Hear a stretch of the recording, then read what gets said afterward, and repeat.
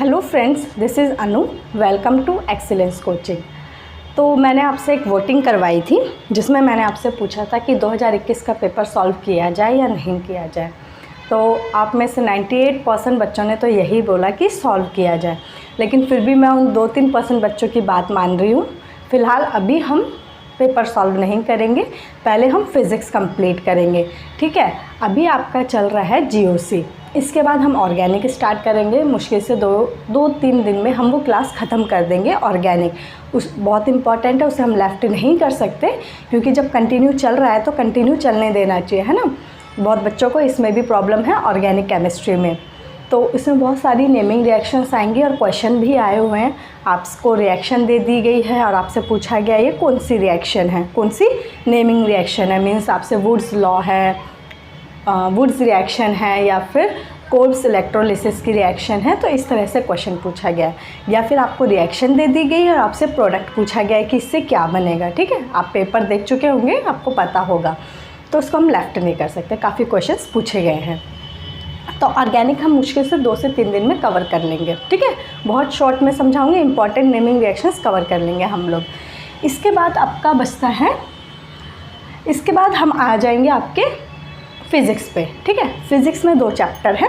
मैं आपको क्लियर कर दूँ, बहुत फ़िज़िक्स वाले बच्चे बहुत परेशान हैं, मैम फ़िज़िक्स स्टार्ट कर दो, फ़िज़िक्स स्टार्ट कर दो।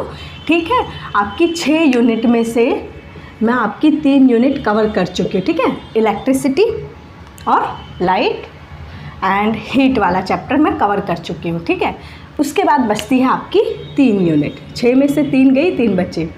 तो इस 3 यूनिट में से मैंने आपको पहले ही बोला, यूनिट एंड डायमेंशन वाला चैप्टर मैं डिस्कस नहीं करूँगी, बहुत इजी चैप्टर है, आप खुद से कर सकते हैं। ठीक है, टाइम बचा तो उसके हम प्रीवियस ईयर के पेपर में अटैम्प्ट कर लेंगे क्वेश्चंस। ठीक है, बाकी 2 चैप्टर्स बचे आपके, फोर्स एंड मोशन। एंड कौन सा चैप्टर बचा आपका जिसमें बहुत ही इंपॉर्टेंट है, फोर्स एंड मोशन में हम बहुत कुछ पढ़ने वाले हैं, इंपॉर्टेंट वन क्वेश्चन जहाँ से पूछे गए हैं। इसके बाद आपका नेक्स्ट चैप्टर कौन सा है, एक और चैप्टर जो बचा है आपका, वो है आपका मॉडर्न फिजिक्स। ठीक है, ये 2 यूनिट बची हुई है। मैं इसको मुश्किल से 10 दिन या 2 वीक्स में दोनों चैप्टर कवर कर दूंगी। ठीक है, मॉडर्न फिजिक्स में तो बहुत कम है। ठीक है, जिसमें आपका बोर्स वाला तो मैं करवा चुकी हूँ। इसके बाद आपका जो पीएन जंक्शन, एम्पलीफायर, ये कुछ बच गया है, तो उसको हम डिस्कस कर लेंगे, जहाँ से क्वेश्चन पूछा गया उसी टॉपिक को हम पढ़ लेंगे। ठीक है, इसके बाद हमारा बचता है मेनली फोर्स एंड मोशन, इसको हम कवर करेंगे। इसमें एसएचएम हो गया, आपका प्रोजेक्टाइल मोशन हो गया, कैप्लर्स के लॉ हो गए। ठीक है, ये बहुत इंपॉर्टेंट टॉपिक्स है, उसको हम कवर कर लेंगे। तो इतना टेंशन मत लो, 2 वीक्स के अंदर मैं कवर कर दूँगी। ठीक, बस ऑर्गेनिक ख़त्म होने दो, इसका वेट करो, उसके बाद फिज़िक्स स्टार्ट हो जाएगी, देन आपकी फ़िज़िक्स मेरी तरफ से कंप्लीट हो जाएगी। ठीक है, अब ज़्यादा लोड रहा नहीं है, ऑर्गेनिक फिनिश होते ही समझो आपका काफ़ी सिलेबस कंप्लीट हो चुका है। तो चलिए स्टार्ट करते हैं। हमने आइसोमेरिज्म स्टार्ट किया हुआ था। ठीक है, आइसोमेरिज्म में आपका क्या क्या था, stereo isomers and structural isomers. Structure के बारे में हम डिस्कस कर चुके हैं, आज हम डिस्कस करने वाले हैं स्टीरियो आइसोमर्स। स्टीरियो आइसोमर्स आपके 2 टाइप्स के थे। 2 टाइप्स के थे, कौन कौन से थे, कन्फिगरेशनल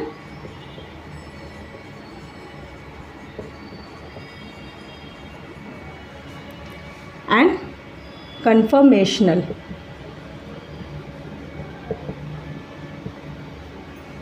आपका 2021 का पेपर हम सॉल्व कब करेंगे, आफ्टर फिज़िक्स, और कोशिश करेंगे कि केमिस्ट्री भी ऑलमोस्ट हमारी कंप्लीट हो जाए, तब हम पेपर सारे लगाएंगे। ठीक है, जितने पॉसिबल पेपर होंगे उसे सॉल्व करेंगे। चलिए, कन्फिगरेशन में मैंने आपको पहले ही बताया था, आपका ज्योमेट्रिकल आइसोमर्स होता है और ऑप्टिकल आइसोमर्स होता है, और कन्फर्मेशनल में आपका आ जाएगा वेज। ठीक है, एंड आ जाएगा आपका वेज जो होता है 3D में आ जाता है, और आ जाता है आपका RS कन्फर्मेशनल। ठीक है, आज हम करते हैं, पहले सबसे पहले देखेंगे हम ज्योमेट्रिकल आइसोमर्स।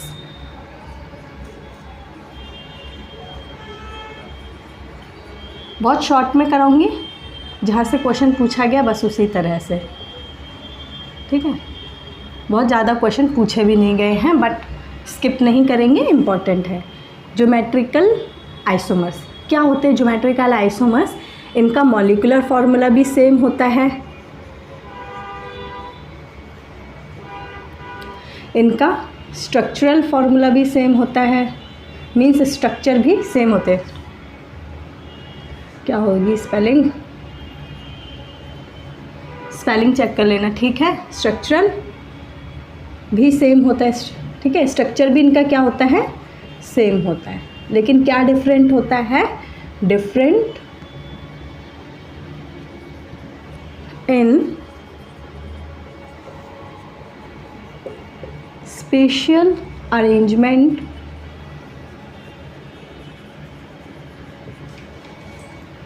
ऑफ ग्रुप और एटम, ठीक है। सब कुछ सेम होता है, इसमें जो कोई ग्रुप होते हैं ना, जो एटम और ग्रुप लगे होते हैं, उनका अरेंजमेंट क्या होता है? डिफरेंट होता है। देखते हैं कैसे, सभी को पता है इसमें क्या क्या होता है। इसमें सबसे बेस्ट एग्जांपल आपका, जैसे ये Cl, ये HCS, H, ये Cl and this one is your H, ठीक है। ये कौन सा होता है? जब आपका एटम सेम डायरेक्शन में होता है, ठीक है, सेम साइड होता है। ये दोनों सेम साइड हैं और ये वाले दोनों एटम सेम हैं और सेम साइड हैं, तो ये आपकी पोजीशन होती है सिस। जब इनको एक में चेंज कर देंगे, इस H को ऊपर ले जाओ, Cl को नीचे ले आओ,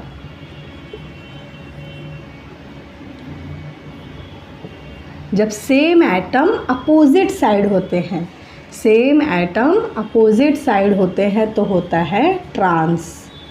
जब सेम एटम सेम साइड होता है तो होता है सिस।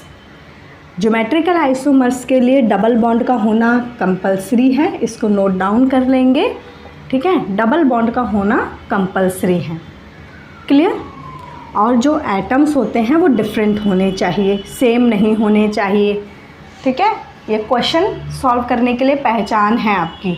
अगर आपसे पूछा जाए इस किस में ज्योमेट्रिकल आइसोमर पॉसिबल है, प्रीवियस ईयर में क्वेश्चन आया, अभी कराऊंगी उसको मैं, ठीक है। तो आपको पता होने चाहिए जो एटम है वो तो एक तो डिफरेंट होने चाहिए। ज्योमेट्रिकल आइसोमर्स के लिए डबल बॉन्ड कंपलसरी है, ठीक है। इसका बेस्ट एग्जांपल होता है ब्यूट-2-ईन, ठीक है। ब्यूटीन पे बहुत क्वेश्चन पूछे जाते हैं अक्सर।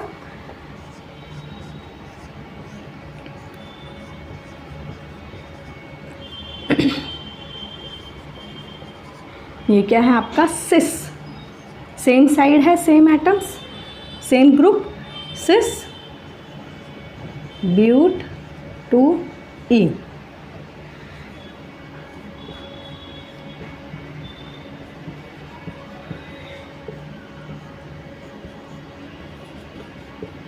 सेम ग्रुप अपोजिट साइड है तो ये हो गया ट्रांस ब्यूट-2-ईन, ठीक है। और डबल बॉन्ड है, ठीक है। तो ये हो गया आपका ज्योमेट्रिकल आइसोमर्स। इस पे क्वेश्चन करेंगे अभी।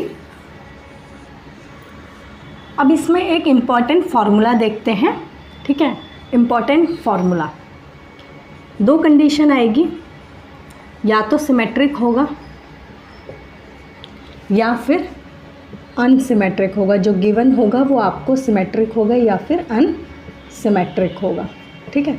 दोनों के लिए फॉर्मूला क्या है? अगर आपको निकालना है कितने ज्योमेट्रिकल आइसोमर्स बनेंगे, how many geometrical isomers are possible, ठीक है, क्वेश्चन पूछे गए हैं। तो पहले आप देखेंगे कि सिमेट्रिक है या अनसिमेट्रिक है, उसके अकॉर्डिंग आप क्या लगा देंगे? फॉर्मूला लगा देंगे। तो देखते हैं, इसके लिए फॉर्मूला होता है सिमेट्रिक के लिए आपका 2 की पावर n-1 प्लस 2 की पावर p-1, ठीक है। n क्या होता है आपका? Number of stereo centre. Note down करेंगे, अभी समझ आएगा जब एग्जांपल दूंगी मैं। स्टीरियो सेंटर, इसमें p की वैल्यू कैसे निकाल सकते हैं? दो कंडीशन होगी। p n/2 होगा जब n क्या होगा? इवन नंबर होगा। n क्या होगा? इवन नंबर होगा। और क्या हो सकता है? n + 1/2 जब n क्या होगा? ऑड नंबर होगा। क्लियर? अभी क्वेश्चन से क्लियर हो जाएगा आपको।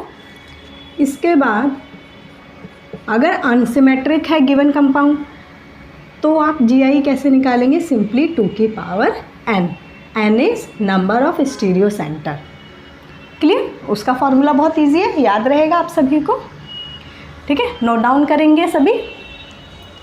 सबकी वैलेंसी पूरी है, 1 2 3 4, यहाँ पे 1 ऐसे आ जाएगा, यहाँ पे भी। ठीक है, हाइड्रोजन आप बैलेंस कर लेना। अब देखो सिमेट्री और अनसिमेट्री का पता कैसे करेंगे? इसको हमेशा बीच में से ब्रेक करेंगे। ठीक है, बीच में से ब्रेक करके देखो कि ये वाला कंपाउंड और ये वाला जो हाफ है, ये क्या दोनों एक दूसरे के तरह है, सेम है? देखो सेम नहीं है। यहाँ पे हाइड्रोजन के संग ब्रोमीन है, यहाँ पे हाइड्रोजन के संग क्लोरीन है, बाकी तो सब सेम है, बट ये डिफरेंट है। ये वाला आइटम जो है ये डिफरेंट है, तो ये कैसा हो गया आपका कंपाउंड? अनसिमेट्रिकल। अनसिमेट्रिकल हो गया। अगर यही चीज़ सेम आ जाती, यहाँ पे क्लोरीन लगा देते, तो देखो ये सिमेट्रिकल हो जाता। ठीक है, बिल्कुल जैसा ये है एज इट इज़ वैसा ये हो जाता। बात समझ आ रही है? अगर यहाँ मैंने ब्रोमीन लगा दिया तो ये अनसिमेट्रिकल हो गया, क्योंकि जब इसका हाफ करेंगे तो एक दूसरे से बिल्कुल रिजेंबल नहीं करेंगे। यहाँ ब्रोमीन आ गया, क्लोरीन, बाकी सब तो सेम है, तो ये अनसिमेट्रिकल हो गया। अब इसमें कितने GI पॉसिबल हैं? फॉर्मूला लगा देंगे अनसिमेट्रिकल का। अनसिमेट्रिकल का फॉर्मूला क्या था? अनसिमेट्रिकल का फॉर्मूला क्या था? 2 की पावर n। आप चेक कर लेना, मैंने फॉर्मूला पहले सही लगाया था क्या? अनसिमेट्रिकल का ही लगाया था ना, 2 की पावर n। अनसिमेट्रिकल का 2 की पावर n होता। अगर वहाँ मैंने गलत किया हो तो चेक कर लेना। ठीक, ओके। अब इसमें n की वैल्यू कैसे पता चलेगी? नंबर ऑफ स्टीरियो सेंटर कैसे पता चलेगा? स्टीरियो सेंटर होता है ये, ठीक है, जहाँ डबल बॉन्ड है। जितने डबल बॉन्ड है उतने स्टीरियो सेंटर हैं। तो इसमें कितने डबल बॉन्ड है? 2, यानी कितने स्टीरियो सेंटर है? 2। सिंपल सी बात है ये। ठीक है, यानी 2 की पावर 4। कितने GI पॉसिबल है ज्योमेट्रिकल आइसोमर्स? 4 पॉसिबल है। Is it clear?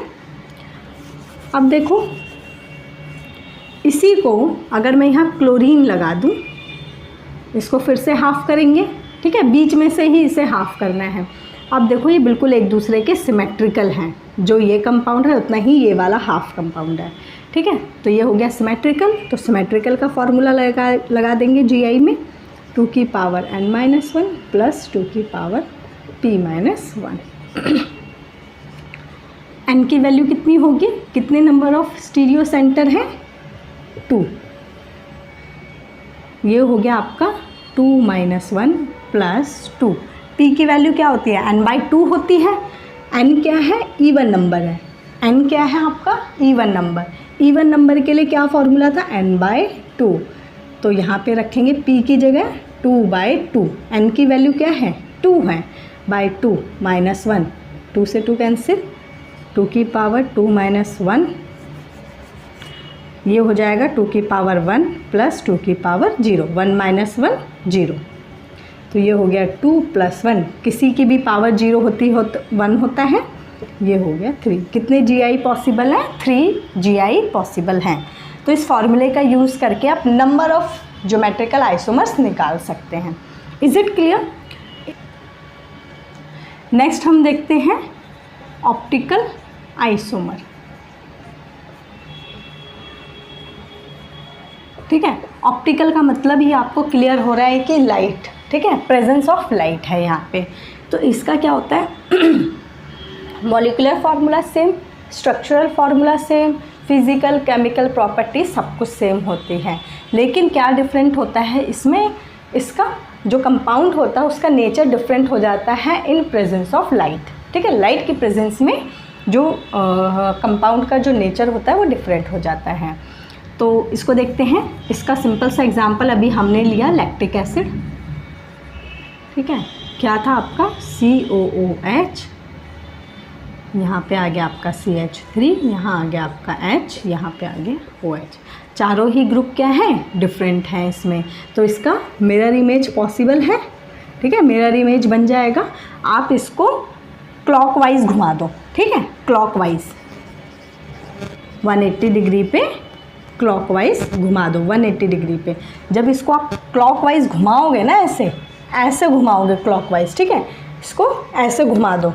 इसको जब घुमा दोगे तो हाइड्रोजन कहाँ जाएगा, यहाँ पे, और ये वाला चीज़ यहाँ पे। सभी ने क्या होगा, आई थिंक 11th-12th में बहुत कॉमन चैप्टर है और बहुत इजी भी है ये चीज़ें, तो ज़्यादा समझाने की ज़रूरत नहीं है, जस्ट भूल चुके हो तो याद आ जाएगी ये चीज़ें। CH3, अब ये H क्या हो जाए, क्लॉकवाइज घुमा दिया तो हाइड्रोजन इधर आ जाएगा एंड OH इधर चला जाएगा। ठीक है, तो ये क्लॉकवाइज घूमता है तो इसे हम बोलते हैं डेक्स्ट्रो। ठीक है, ये चीज़ें याद रखनी है आपको, कैसे भी कहीं भी क्वेश्चन पूछा जा सकता है तो आपको पता होना चाहिए। इसे कहते हैं डेक्स्ट्रो। ये नॉन सुपर इम्पोजेबल है ना, है कि नहीं, ये नॉन सुपर इम्पोजेबल, इसका मतलब समझ रहे हैं ना, नॉन सुपर इम्पोजेबल, यानी कि जब इस कंपाउंड को उठा के इसके ऊपर रखोगे तो क्या सेम होगा, नहीं, COH के ऊपर तो ये आ जाएगा, इसके ऊपर ये आ जाएगा, लेकिन जब इसको उठा के इसके ऊपर रखेंगे तो यहाँ H आ जाएगा और यहाँ OH आ जाएगा, तो एक जैसी मिरर इमेज तो नहीं बनेगी ना, नॉन मतलब इम्पोज नहीं हो पाएगा एक ही कंपाउंड के ऊपर। ठीक है, समझ गए होंगे मैं क्या कहना चाह रही हूँ। तो ये डेक्स्ट्रो हो गया। एंटी क्लॉकवाइज इसको अगेन घुमा दोगे, अगेन इसको एंटी क्लॉकवाइज घुमा दो तो क्या होगा, ये हो जाएगा आपका लीवो। इसको अगेन आप घुमा दोगे 180 डिग्री पे, अगेन आपको यही कंपाउंड मिल जाएगा। Is it clear? I think सबको पता होगा। अच्छा, एक चीज़ और, इसको क्या बोलते हैं, chiral centre. Chiral centre, carbon होगा ना यहाँ पे, कार्बन होगा, सिंपल सी बात है। कायरल कार्बन भी बोल सकते हैं, कायरल सेंटर भी बोलेंगे। तो कायरल सेंटर इन सपोज पता होना चाहिए आपको, कहीं भी पूछा जा सकता है, आपको पता भी होना चाहिए कि कायरल सेंटर क्या होता है। वो सेंटर होता है जिससे चारों ग्रुप क्या होते हैं, डिफरेंटली अटैच होते हैं, चारों ग्रुप डिफरेंटली अटैच होते हैं, वो होता है आपका कायरल सेंटर। क्लियर है? चलिए नेक्स्ट देखते हैं। ये GI और ऑप्टिकल सेंटर पे हो गया। ऑप्टिकल सेंटर के ऐसे एग्जाम्पल देके आपसे पूछ सकता है कि ऑप्टिकली एक्टिव होगा या नहीं। ऑप्टिकली एक्टिव होने के लिए क्या होना चाहिए, चारों ग्रुप डिफरेंट होने चाहिए। ठीक है, डिफरेंट ग्रुप अटैच होने चाहिए, नॉन सुपर इम्पोजेबल होना चाहिए, कायरल सेंटर होना चाहिए। ठीक है, ऑप्टिकली एक्टिव के लिए ये नेसेसरी कंडीशन है, कायरल सेंटर होना चाहिए। कायरल सेंटर का मतलब ही है कि उससे चारों ग्रुप डिफरेंट अटैच होने चाहिए। Is it clear? ये हो गए कन्फिग्रेशनल। ठीक है, अब कन्फर्मेशनल की बात करते हैं।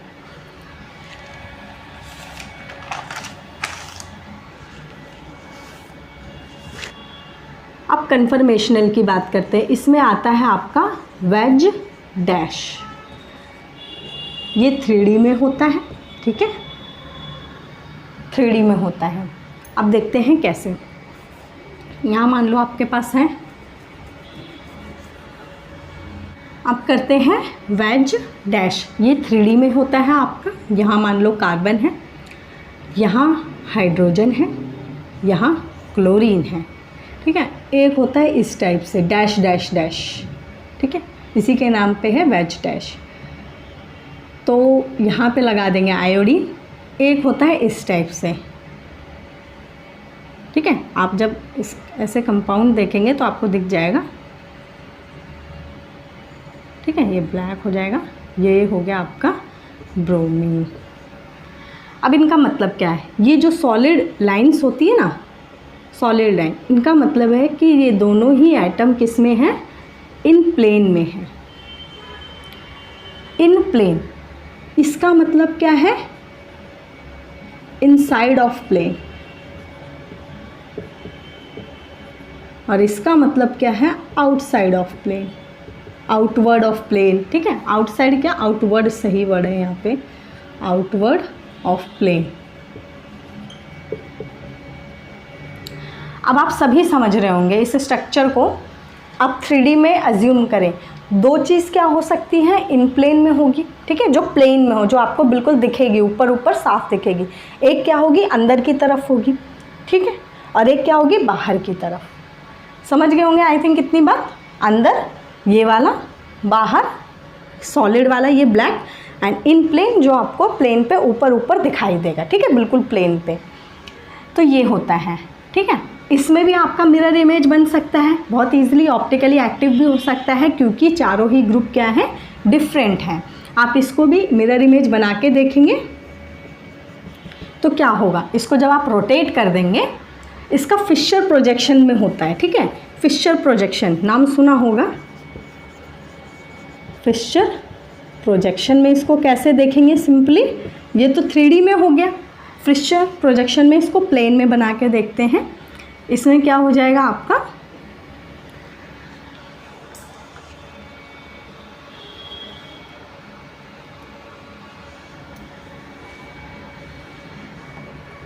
इसको देखते हैं कैसे बनाएंगे फिशर प्रोजेक्शन। इस टाइप से देखो, ये H ये Cl, ये हो गए प्लेन के अंदर, और ये हो गया आपका जो बाहर की तरफ है, यहाँ शो कर देंगे Br, और जो अंदर की तरफ है इसे ऊपर शो कर दे, ऊपर वाला अंदर, ठीक है। ये दोनों प्लेन में और ये बाहर की तरफ। तो इस तरह से आप इसका ऑप्टिकल मिरर इमेज बनाएंगे तो क्या होगा, सिंपली Br इधर चला जाएगा, हाइड्रोजन इधर आ जाएगा, और I और Cl तो अपनी जगह पे ही रहेंगे, Br और H, ठीक है। तो इसमें भी मिरर इमेज पॉसिबल है, यानी कि ये भी ऑप्टिकली एक्टिव होते हैं। क्लियर है। तो ये हो गया आपका वेज डैश।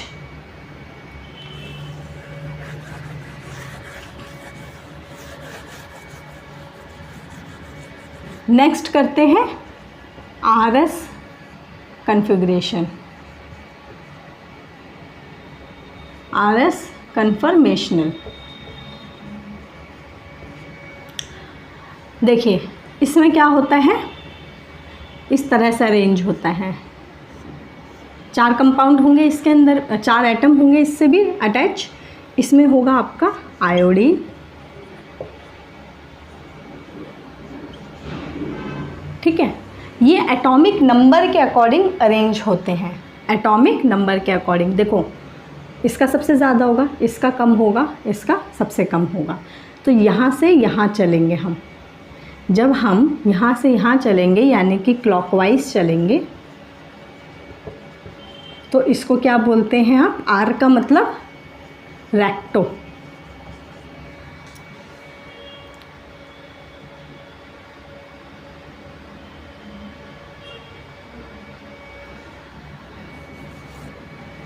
ये क्लॉकवाइज चलेंगे तो इसको बोलेंगे रेक्टस, ठीक है। इसका भी मिरर इमेज पॉसिबल है, चारों ही जो एटम्स हैं वो डिफरेंट हैं, कार्बन के संग जो अटैच है। तो इसका जब आप मिरर इमेज बनाएंगे तो क्या होगा, ये वाली चीज़ यहाँ और ये वाला यहाँ पे आ जाएगा। तो यहाँ आ जाएगा क्लोरीन, Br तो अपनी जगह पे रहेगा और हाइड्रोजन भी अपनी जगह रहेगा, और यहाँ आ जाएगा आयोडीन। अब ये ऐसे चलेगा, ठीक है। जो RS कन्फर्मेशनल है अकॉर्डिंग टू एटॉमिक नंबर चलता है, हाई से लो की तरफ चलता है, ठीक है, ज़्यादा एटॉमिक नंबर से कम एटॉमिक नंबर की तरफ। तो ये हो गया आपका एंटी क्लॉक, ठीक है, एंटी क्लॉक मूव कर रहा है, तो इसको हम बोलते हैं, S का मतलब होता है सेनिस्टर, ठीक है। यहाँ से इतने क्वेश्चन नहीं पूछे जाते, ये आपके जस्ट पता होना चाहिए कि RS क्या होता है, वेज क्या होता है, क्वेश्चन नहीं पूछे जाते। क्वेश्चन आपके GI और ऑप्टिकल एक्टिव पे ही पूछे जाते हैं। Is it clear. तो इसलिए मैंने इनको ज़्यादा इतना डिटेल में नहीं पढ़ाया, पढ़ाने के लिए बहुत कुछ था, ठीक है। क्वेश्चन ही नहीं पूछे गए आपके कितने भी प्रीवियस ईयर में। क्लियर है। तो आज के लिए इतना ही। 2021 का पेपर हम जब आपका सिलेबस कंप्लीट हो जाएगा तब डिस्कस करेंगे। तो आज के लिए इतना ही, मिलते हैं नेक्स्ट क्लास में with the new topics. Thank you.